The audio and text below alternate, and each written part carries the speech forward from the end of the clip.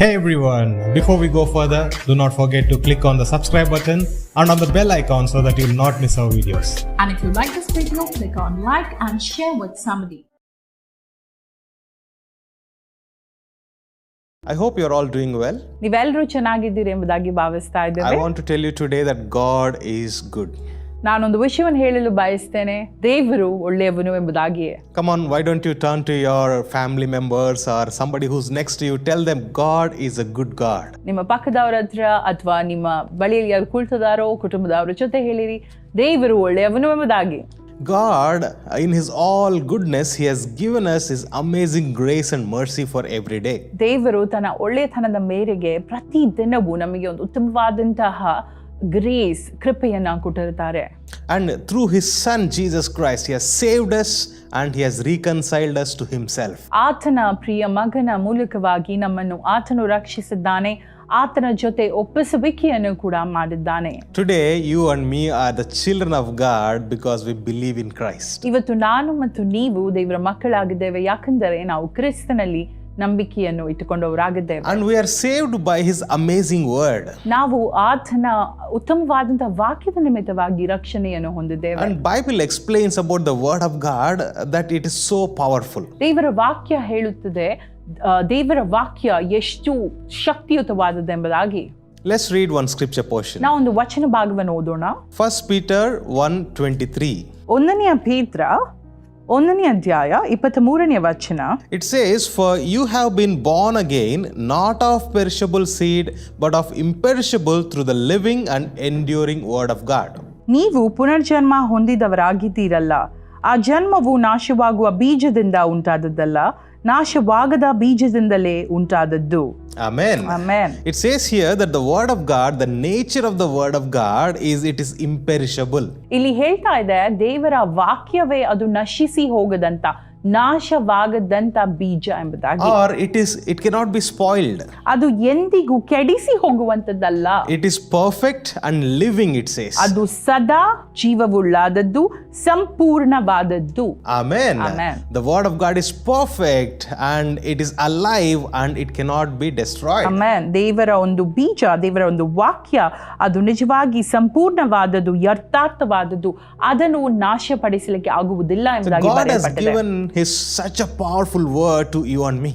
ದೇವರು ಇಂಥ ಶಕ್ತಿಯುತವಾದಂತಹ ವಾಕ್ಯವನ್ನು ನಿಮಗೆ ಮತ್ತು ನಮಗೆ ಒದಗಿಸಿಕೊಟ್ಟಿದ್ದಾರೆ. And by that word we are saved. ಆ ವಾಕ್ಯದ ನಿಮಿತ್ತವಾಗಿಯೇ ನಾವು ರಕ್ಷಣೆಯನ್ನು And ಹೊಂದಿದವರಾಗಿದ್ದೇವೆ. His word is working in us, manifesting in us. Amen. ಆತನ ವಾಕ್ಯವು ನಮ್ಮಲ್ಲಿ ಕಾರ್ಯರೂಪಕ್ಕೆ ಪ್ರತಿದಿನ ಬರುತ್ತಾ ಇದೆ. I'll tell you one example. ನಾನೊಂದು ಉದಾಹರಣೆಯನ್ನು ಹೇಳಲು ಬಯಸ್ತೇನೆ. If a farmer goes to the shop and buys some seeds, ಒಬ್ಬ ರೈತ ಒಂದು ಅಂಗಡಿಗೆ ಹೋಗಿ ಬೀಜಗಳನ್ನು ಕೊಂಡುಕೊಳ್ತಾ ಇದ್ದಾನೆ ಎಂಬುದಾಗಿ ಯೋಚಿಸಿರಿ. usually they go to the stores or place where they sell the seeds.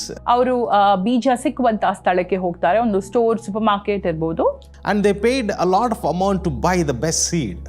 ಉತ್ತಮವಾದಂತಹ ಒಂದು ಅವರ ಖರ್ಚನ್ನು ಮಾಡಿ ಅವರು ಒಳ್ಳೆಯ ಬೀಜವನ್ನು ತಗೊಳ್ತಾರೆ. And they sowed the seed and they started to wait and they watering the ground and they started to wait for the plant to grow. ಅವರು ಒಳ್ಳೆಯ ಬೀಜವನ್ನು ಕೊಂಡುಕೊಂಡು ಅಲ್ಲಿ ಬಿತ್ತಿ ನೀರನ್ನ ಹಾಕಿ ಕಾಯ್ತಾರೆ ಆ ಫಲಕ್ಕೋಸ್ಕರ. But after a long time the sprout did not happen. ಆದ್ರೆ ತುಂಬಾ ಸಮಯ ಆದ್ಮೇಲೆ ಆ ಚಿಗುರು ಕೂಡ ಬರದೇ ಇದ್ದಾಗ What does that mean? ಅಂದ್ರೆ ಏನರ್ಥ? Probably the seed is spoiled. ಒಂದು ಕಾರಣ ಇರ್ಬೋದು, ಆ ಬೀಜ ಹಾಳಾಗಿರ್ಬೋದು, Or the soil is not proper. ಅಥವಾ ಅವರು ನೆಟ್ಟಂತಹ ಆ ಒಂದು ಸಾಯಿಲ್, ಮಣ್ಣು ಸರಿಯಾಗದೇ ಇರ್ಬೋದು. Or they did not take care of the growth of the seed. ಅಥವಾ ಆ ಒಂದು ಬೀಜಗೆ ಪೋಷಣೆ ಮಾಡುವಂತದ್ದು ಹಂತದಲ್ಲಿ ಅವರು ಸರಿಯಾಗಿ ಅದನ್ನು ನೋಡದೇ ಇರ್ಬೋದು. So there is a possibility for anything to go wrong. So ಈ ಎಲ್ಲ ಕಾರಣದಿಂದ ಆ ಬೀಜವು ಮೊಳಕೆ ಕೊಡದೇ ಇರ್ಬೋದು. But here the word of God says the word of God is incorruptible, imperishable. ಅದರಲ್ಲಿ ದೇವರ ವಾಕ್ಯ ಹೇಳ್ತದೆ, ದೇವರ ವಾಕ್ಯದ ಬೀಜ ಅದು ಯಥಾರ್ಥವಾದದ್ದು, ಅದು ಎಂದಿಗೂ ನಾಶವಾಗದಂತಹ ಬೀಜ ಎಂಬುದಾಗಿ. Amen. The word of God that He has given to us, it cannot be spoiled. ದೇವರು ನಮಗೆ ಕೊಟ್ಟಂತಹ ವಾಕ್ಯ ಅದು ಎಂದಿಗೂ ನಾಶವಾಗದಂತ ಕೆಡಿಸಿ ಹೋಗದಂತ ವಾಕ್ಯವಾಗಿದೆ. And Bible says very clearly about our heart as a soil or a good ground. Amen. ಸತ್ಯವೇದವು ಹೇಳುತ್ತಾ ಇದೆ ನಮ್ಮ ಹೃದಯವು ಒಂದು ಒಳ್ಳೆಯ ಮಣ್ಣು ನೆಲವು ಆಗಿದೆ ಎಂಬುದಾಗಿ. What is that? ಅದೇನು? The word of God is a seed and our heart is a soil. Amen. ದೇವರ ವಾಕ್ಯವು ಬೀಜವಾಗಿದೆ ಮತ್ತು ನಮ್ಮ ಹೃದಯ ಅದು ಒಂದು ನೆಲವಾಗಿದೆ. Do you remember the parable of the sower? ನಿಮಗೆ ಆ ಬಿತ್ತುವವನ ಸಾಮ್ಯ ಜ್ಞಾಪಕವಿದೆಯಲ್ಲ? You know what Jesus says about how he sows the seeds in different grounds. ಹೇಗೆ ಆ ಬಿತ್ತುವವನು ಬೀಜವನ್ನು ತೆಗೆದುಕೊಂಡು ಹೋಗಿ ಹಲವು ಸ್ಥಳಗಳಲ್ಲಿ ಬಿತ್ತುತ್ತಾನೆ ಎಂಬುದಾಗಿ. And only when it fell in the right ground, it gave 30-fold, 60-fold, 100-folds of fruit. ಅದು ಸರಿಯಾದ ಸ್ಥಳದಲ್ಲಿ ಬಿದ್ದಾಗ ಮಾತ್ರ ಅದು 100ರಷ್ಟು ಹೆಚ್ಚಾಗಿ ಫಲವನ್ನು ಕೊಡಲು ಆರಂಭಿಸಿತು. So you can read about that in Mark chapter 4. Entire chapter talks about God's word as a seed. Mark 4ರಲ್ಲಿ ಆ ಸಂಪೂರ್ಣ ಅಧ್ಯಾಯ ದೇವರ ವಾಕ್ಯದ ಕುರಿತಾಗಿ ಬರೆಯಲ್ಪಟ್ಟಿದೆ. ದೇವರ ವಾಕ್ಯ ಎಂಬ ಬೀಜ ಬಿತ್ತುವವನ ಸಾಮ್ಯವನ್ನು ನೀವು ಅಲ್ಲಿ ನೋಡಬಹುದು. In the one chapter there are 4 to 5 parables about word of God being the seed. ಆ ಒಂದೇ ಒಂದು ಅಧ್ಯಾಯದಲ್ಲಿ ನೀವು ನೋಡಬಹುದು ದೇವರ ವಾಕ್ಯವು ಬೀಜವಾಗಿರುವಂತ ಹಲವು ಹಿನ್ನೆಲೆಗಳು, ಹಲವು ಸಾರಾಂಶಗಳು ಅಲ್ಲಿ ನೀವು ಕಾಣ್ತೀರಾ. You can also read in Luke 8 and Matthew 13 as well. ಲೂಕ 8 ಮತ್ತು ಮತ್ತಾಯ 13ರಲ್ಲಿ ಕೂಡ ಈ ವಚನಗಳನ್ನು ನೀವು ಓದಬಹುದಾಗಿದೆ. So from the words of Christ it is clear that our heart is like a soil, our good ground, and the word of God is the seed. ಈ ಒಂದು ದೇವರ ವಾಕ್ಯದ ಮೂಲಕವಾಗಿ ನಾವು ತಿಳಿಯುತ್ತಾ ಇದ್ದೇವೆ ನಮ್ಮ ಒಂದು ಹೃದಯ ಒಂದು ನೆಲವಾಗಿದೆ, ದೇವರ ವಾಕ್ಯ ಬೀಜವಾಗಿದೆ ಎಂಬುದಾಗಿ. Amen. So for us to be fruitful, what is needed? ನಾವು ಫಲಭರಿತವಾಗಬೇಕಿದ್ರೆ ಏನಿರಬೇಕು? We need the word of God. ನಮಗೆ ದೇವರ ವಾಕ್ಯವು ಬೇಕಾಗಿದೆ. Amen. Amen. We usually try a lot of things to be fruitful.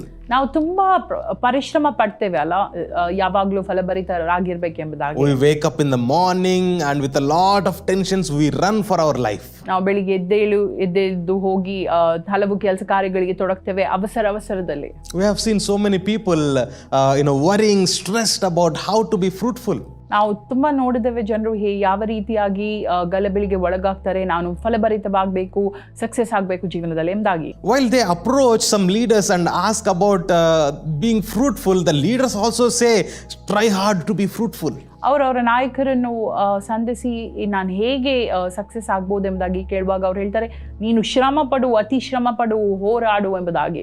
But here is the secret that the word of God says, His word is the seed and our heart is the soil. ಇಲ್ಲಿ ನೀವು ನೋಡೋದಾದ್ರೆ ದೇವರ ವಾಕ್ಯವು ಹೇಳ್ತಾ ಇದೆ, ನಮ್ಮ ಹೃದಯವು ಆ ನೆಲವಾಗಿದೆ, ದೇವರ ವಾಕ್ಯವೇ ನಿಜವಾದ ಬೀಜವಾಗಿದೆ, ಇದರ ಮೂಲಕ ನಾವು ಫಲ ಕೊಡುತ್ತೇವೆ ಎಂಬುದಾಗಿ. Let's read one scripture portion from Mark chapter 4. Mark 4 ನಾವೊಂದು ವಚನವನ್ನು ಓದೋಣ ಇಲ್ಲಿ. See, like I said, this entire chapter talks about the word of God being the seed. ಈ ಇಡೀ ಒಂದು ಅಧ್ಯಾಯ ದೇವರ ವಾಕ್ಯ ಬೀಜವಾಗಿರುವಂತಹ ಒಂದು ಸಂಕ್ಷಿಪ್ತವಾದ ವಿವರಣೆಯನ್ನು ಕೊಡುವಂತದ್ದಾಗಿದೆ. So let's read from verse 30 to 32 in Kannada. ನಾವು ಕನ್ನಡದಲ್ಲಿ ಮಾರ್ಕ 4 30 ಮತ್ತು 32ನೇ ವಚನವನ್ನು ಓದೋಣ. 30ರಿಂದ 32. ಇನ್ನು ಆತನು ಹೇಳಿದ್ದು, ದೇವರ ರಾಜ್ಯವನ್ನು ಯಾವುದಕ್ಕೆ ಹೋಲಿಸೋಣ, ಯಾವ ಸಾಮ್ಯದಿಂದ ಅದನ್ನು ತೋರಿಸೋಣ? ಅದು ಸಾಸಿವೆ ಕಾಳಿನಂತಿರುತ್ತದೆ.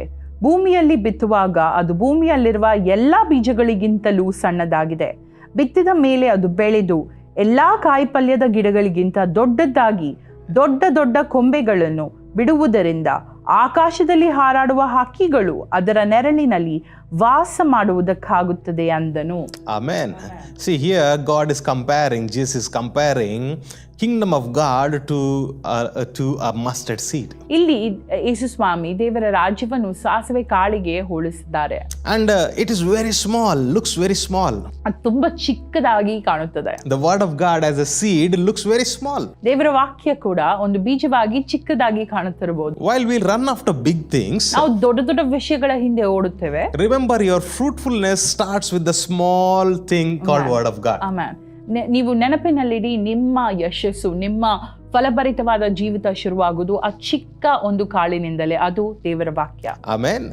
See, here it says that this same seed grows to be a biggest of all the garden plants. ಇದೇ ಒಂದು ಚಿಕ್ಕ ಸಾಸಿವೆ ಕಾಳು ಒಂದು ದೊಡ್ಡ ಗಾತ್ರದ ಮರವಾಗಿ, ಎಲ್ಲಾ ಮರಗಳಿಗಿಂತ ದೊಡ್ಡ ಗಾತ್ರದ ಮರವಾಗಿ ಪರಿಣಮಿಸುತ್ತದೆ. Praise the Lord. And the birds will come and perch in its shade.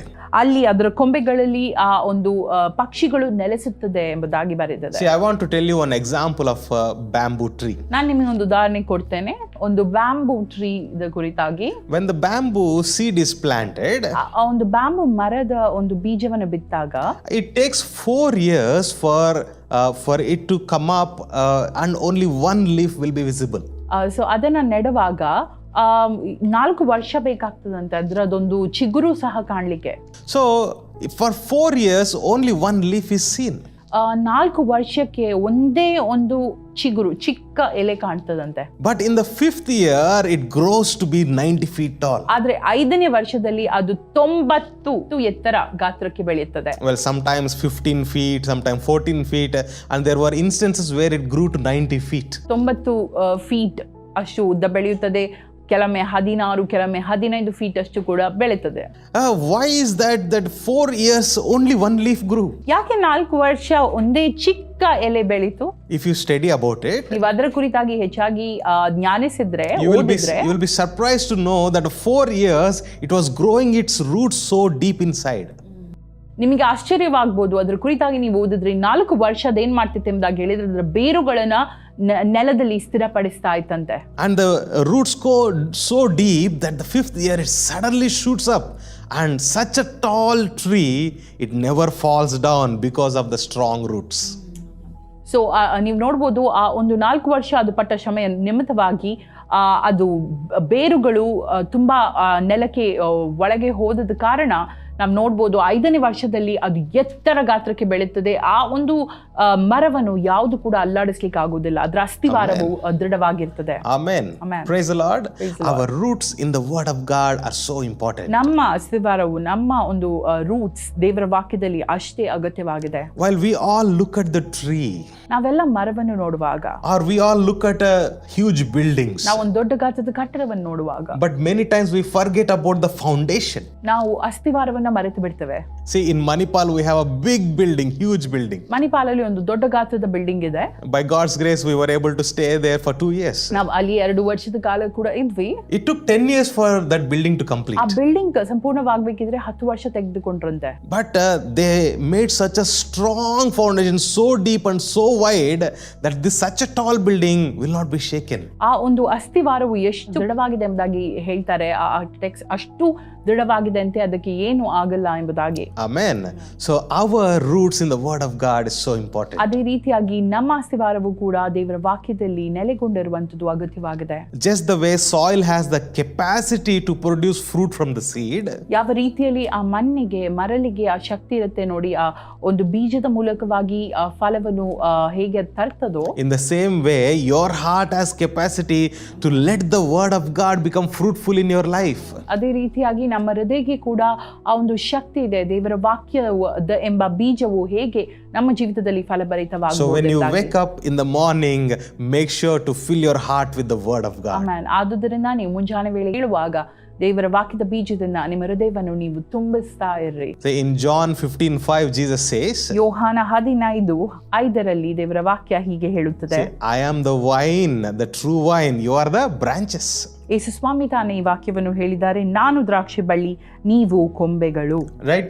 Without you being in him, you cannot be fruitful, he says. ನೀವು ಆತನಿನಲ್ಲಿ ನೆಲೆಗೊಳ್ಳದಿದ್ದರೆ ನೀವು ಫಲ ಕೊಡಲಾರಿರಿ ಎಂಬುದಾಗಿ ಹೇಳ್ತಾರೆ. But anyone who is in me will be fruitful, he says. ನನ್ನಲ್ಲಿ ನೆಲೆಗೊಂಡಿರುವವರು ಹೆಚ್ಚಾಗಿ ಫಲವನ್ನು ಕೊಡುತ್ತಾರೆ ಎಂಬುದಾಗಿ ಬರೆದಿದೆ. And in 15:7, John 15:7, he says that if you are in me and my words are in you, Amen. ask anything you want, the Father will grant to you.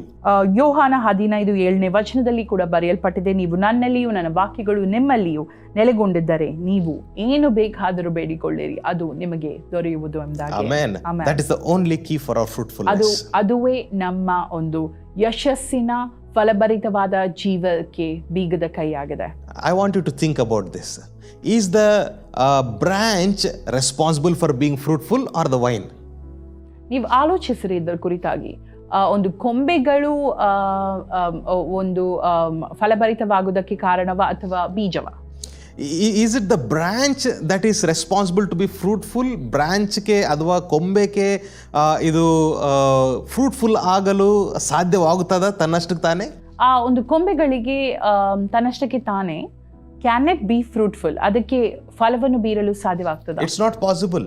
ಸಾಧ್ಯವಾಗುವುದಿಲ್ಲ. The duty of the branch is to be in the vine. That's it. ಆ ಒಂದು ಕೊಂಬೆಗೆ ಆ ಒಂದು ಇದುವಂತಹ ಒಂದು ಜವಾಬ್ದಾರಿ ಏನೆಂಬುದಾಗಿ ಹೇಳಿದ್ರೆ ಆ ಗಿಡದ ಜೊತೆ ನೆಲೆಗೊಂಡಿರುವಂತದ್ದು. Amen. Amen. So your duty is not to be fruitful. You be entwined with the word of God. Be in fellowship with the Holy Spirit. Be in fellowship with Jesus Christ. Amen. ನಿಮ್ಮ ಕರ್ತವ್ಯ ಫಲಭರಿತವಾಗಿರ್ಬೇಕು ಎಂಬುದಾಗಿ ಅಲ್ಲ, ನೀವು ಆ ಕೊಂಬೆಗೆ ನೀವು ಆ ಒಂದು ಬಳ್ಳಿಗೆ ನಿಜವಾಗಿ ನೆಲೆಗೊಂಡಿರಿ, ದೇವರಿಗೆ ನೆಲೆಗೊಂಡಿರಿ, ದೇವರ ವಾಕ್ಯಕ್ಕೆ ನೆಲೆಗೊಂಡಿರಿ. Amen. Amen. May the Lord bless us all. ದೇವರ ವಾಕ್ಯವು ನಿಮ್ಮೆಲ್ಲರನ್ನು ಆಶೀರ್ವದಿಸಲಿ. Let's just pray and conclude. ನಾವು ಪ್ರಾರ್ಥಿಸುವ. Loving Heavenly Father, ತಂದೆಯಾದ ದೇವರೇ, Lord, we thank you that you have called us as your children. ನಮ್ಮನ್ನು ನಿಮ್ಮ ಮಕ್ಕಳಾಗಿ ಕರೆದಕ್ಕಾಗಿ ಸ್ತೋತ್ರ. That Jesus is a true vine. ಕ್ರಿಸ್ತನು ನಿಜವಾದ ದ್ರಾಕ್ಷಿ ಬಳ್ಳಿ, And we are branches in ನಾವು him. ಕೊಂಬೆಗಳು. Lord, when we are in him ನಾವು ಆತನಲ್ಲಿರುವಾಗ, and his words are in us, ಆತನ ವಾಕ್ಯವು ನಮ್ಮಲ್ಲಿರುವಾಗ, when we are in fellowship with the Holy ನಾವು Spirit, ಪವಿತ್ರಾತ್ಮನ ಜೊತೆ ಅನ್ಯೋನ್ಯತೆಯಲ್ಲಿರುವಾಗ, when we are in fellowship with your word, ನಾವು ನಿನ್ನ ವಾಕ್ಯದಲ್ಲಿ ಅನ್ಯೋನ್ಯತೆಯಲ್ಲಿರುವಾಗ, when we continue to meditate your word, ನಾವು ನಿರಂತರವಾಗಿ ನಿನ್ನ ವಾಕ್ಯವನ್ನು ಧ್ಯಾನಿಸುವಾಗ, when we continue to sow your word in our heart, ನಿಮ್ಮ ವಾಕ್ಯವನ್ನು ನಮ್ಮ ಜೀವಿತದಲ್ಲಿ ನಮ್ಮ ಹೃದಯದಲ್ಲಿ ನಾವು ಬಿತ್ತುತ್ತಾ ಇರುವಾಗ, we are fruitful. ನಾವು ಫಲಭರಿತವಾಗಿದ್ದೇವೆ. Thank you, Lord, for this wonderful opportunity that ತಂದೆ, you ಈ give ಒಂದು us. ಅವಕಾಶಕ್ಕಾಗಿ ಸ್ತೋತ್ರ. That each of us who's listening to this, Lord, enable us to invest our time in reading, meditating, sowing the seed in our heart. ಕೇಳುವಂತ ಪ್ರತಿಯೊಂದು ಮಗುವನ್ನು ನೀನು ಆಶೀರ್ವದಿಸು ಸ್ವಾಮಿ. ನಿಜವಾಗಿರೋ ಅವರ ಹೃದಯದಲ್ಲಿ ದೇವರ ವಾಕ್ಯದ ಬೀಜವು ಹೆಚ್ಚಾಗಿ ಬೆಳೆಯಲಿ. Lord, thank you for making us fruitful. ನಮ್ಮನ್ನೆಲ್ಲರನ್ನು ಫಲಭರಿತವಾಗಿ ಮಾಡಿದಕ್ಕಾಗಿ ಸ್ತೋತ್ರ. In Jesus' name. ಯೇಸು ಸ್ವಾಮಿ ನಾಮದಲ್ಲಿ. Amen. ಆಮೆನ್.